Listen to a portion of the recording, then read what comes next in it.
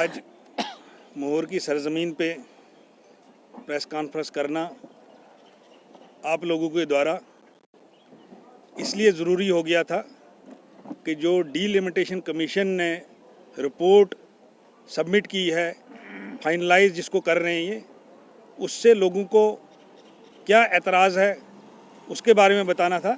सबसे पहले मैं आप लोगों का शुक्रिया अदा करना चाहूँगा कि इस टाइम पे जो मौजूदा सरकार है, ये बहरी गूंगी सरकार है, मीडिया के द्वारा ही हम बात अपनी पहुंचा सकते हैं, बाकी हमारे लिए सारे दरवाजे बंद हैं।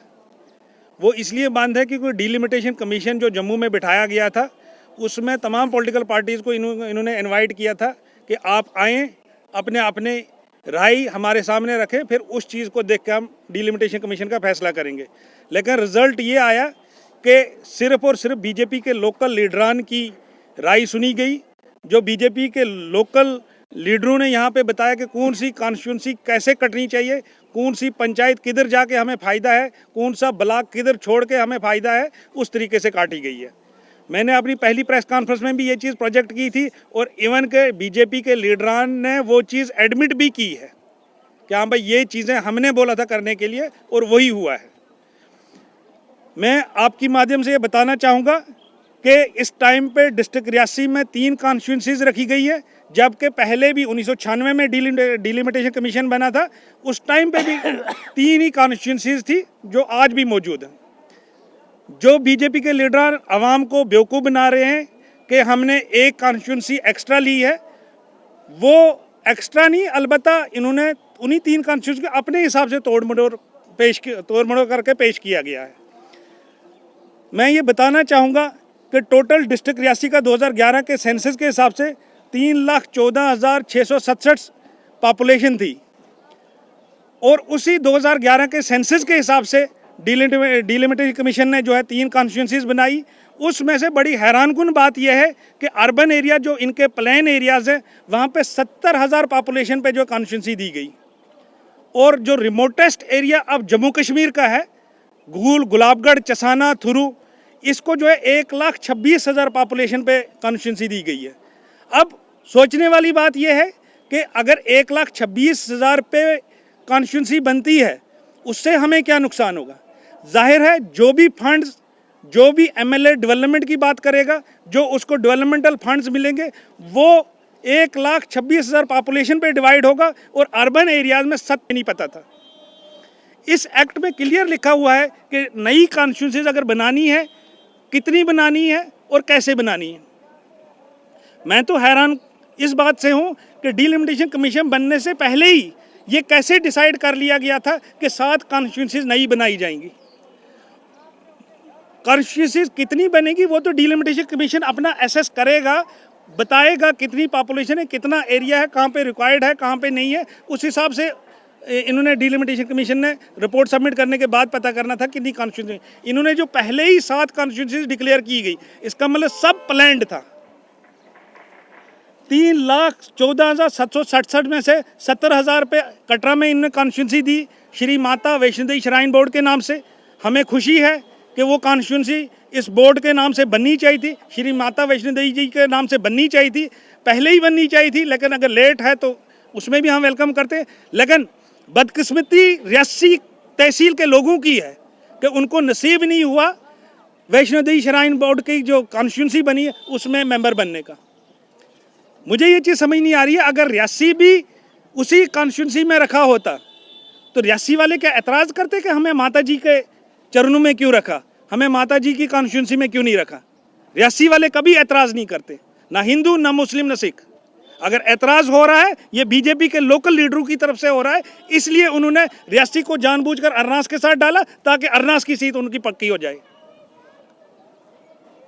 मैं आपकी माध्यम से बताना चाहूँगा कि डीलिमिटेशन कमीशन को दोबारा से सोचने की ज़रूरत है। हर जगह से रिजेंटमेंट आ रही है, कोई भी डिस्ट्रिक्ट ऐसा नहीं है जहाँ से रिजेंटमेंट, इवन के बीजेपी के लोकल अपने लीडर भी रिजाइन कर रहे हैं। मैं बड़ा हैरान हुआ इस बात से कि लोकल रियासी के बीजेपी के लीडर प्रेस कॉन्फ्रेंस करके बता रहे कि हमने जितेंद्र सिंह जी के पास, डॉक्टर जितेंद्र सिंह के पास हम गए थे और वहाँ हमने रिक्वेस्ट की थी कि श्री माता वैष्णो देवी जी के नाम की कॉन्स्टिट्यूंसी बननी चाहिए। अच्छी बात है, आप लोगों ने ये नाम प्रोजेक्ट किया, अच्छी बात है, करनी चाहिए थी, लेकिन एट द कास्ट ऑफ अरनास नहीं करनी चाहिए थी, at the cost of through नहीं करनी चाहिए थी। यहाँ कॉन्स्टिट्यूंसी थी वो एज इट इज, वहाँ एडिशनल बनानी थी। गूल को इस तरीके से काटा गया कि एक्ट में उसका कहीं नामो निशान ही नहीं है। मैं गूल की आवाम से दरख्वास्त करूंगा कि आप कोर्ट का दरवाज़ा खटखटाएं, इंशाल्लाह वहाँ से आपको इंसाफ मिलेगा।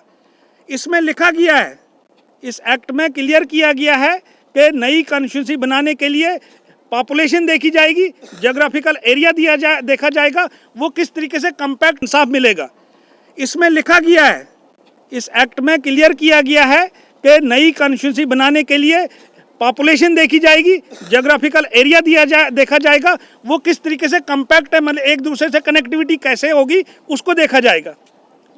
सिर्फ गूल को ही नहीं, नंबर ऑफ कॉन्स्टिट्यूंसी इनने ऐसी बनाई है जो ऐसे जोड़े हैं, बीच में एरिया बिल्कुल डिस्कनेक्ट है। अब गूल को बनहाल के साथ जोड़ने का मकसद ये है कि गूल की पॉपुलेशन का जो एरिया है वो कहीं रामबन वाली कॉन्स्टिट्यूंसी को डिस्टर्ब ना करे। अब उनको बनहाल में एमएलए साहब से मिलने के लिए अगर जाना है, वाया रामबन जाना है और 50 किलोमीटर क्रॉस करके जाना है, तो इससे बेहतर नहीं है कि आप उसको रामबन के साथ जोड़ो।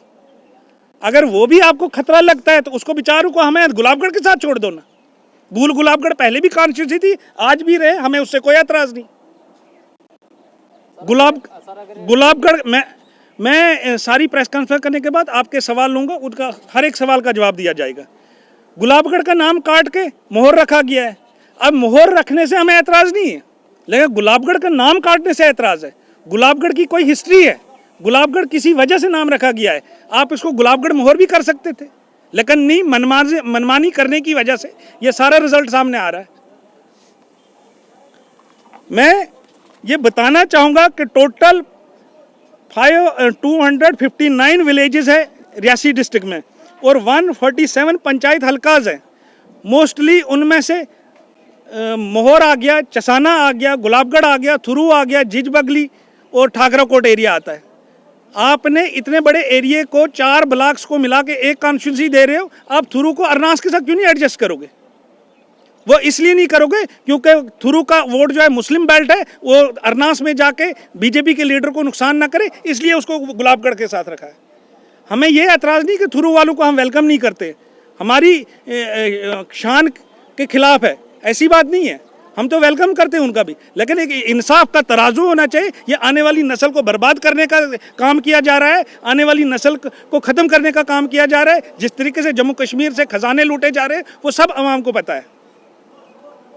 हम आपके माध्यम से ये एडमिनिस्ट्रेशन तक, ये मौजूदा सरकार तक, डिलिमिटेशन कमीशन तक जो दिल्ली में इस टाइम बैठे हुए, उनको ये दरख्वास्त करना चाहते हैं कि अगर आप इस तरीके से कॉन्स्टिट्यूंसी काटोगे, यकीनन पब्लिक आपको जवाब देगी। जब भी इलेक्शन होगा आवाम का जवाब होगा, अरनास की आवाम का जवाब होगा, जिज बगली की आवाम का जवाब होगा। मजबूरन जिज बगली के कुछ लीडरान ये कह रहे हैं कि हम जी गुलाबगढ़ की वजह से लास्ट पे फंसे हुए थे। आप लास्ट पे नहीं रेटी, लेकिन बाकी रियासी और गुलाबगढ़ की जो 2 कॉन्स्टिट्यूंसीज बनाई है आप, ये उसमें 2,40,883 वोट बनते, उसको 3 में डिवाइड करो। अगर उधर 70,000 में दे सकते हो अर्बन एरियाज में, तो रूरल एरियाज में 80,000 पे कॉन्स्टिट्यूंसी तो दे सकते हो, वो भी नहीं कर सकते हो तो रियासी और मोहर को, गुलाबगढ़ को प्रॉपर इक्वल में डिवाइड करो।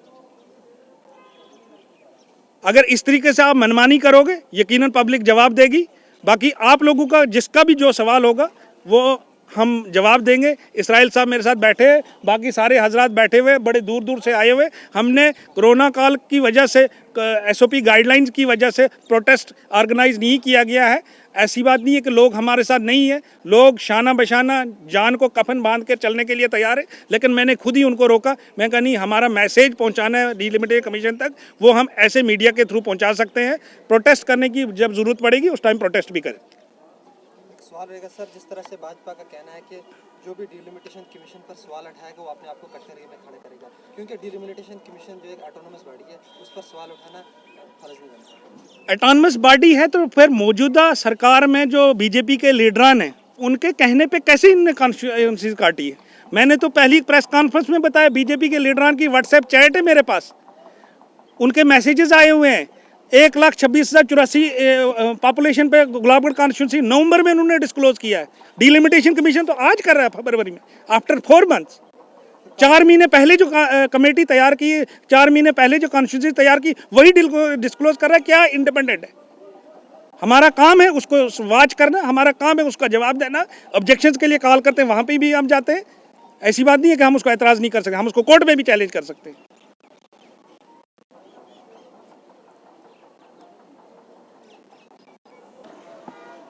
पूछे बाद में सराय से बोलेंगे उसके बाद।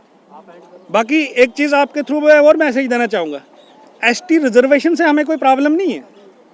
एसटी रिजर्वेशन होनी चाहिए थी, वो हुई, लेकिन जिस तरीके से इन्होंने काटा, जिस तरीके से जानबूझ के इन्होंने एसटी पॉपुलेशन बढ़ाई, जिस तरीके से इन्होंने एरिया जानबूझ के इसके साथ डाल के रिजर्वेशन की है, उससे एतराज़ है लोगों को।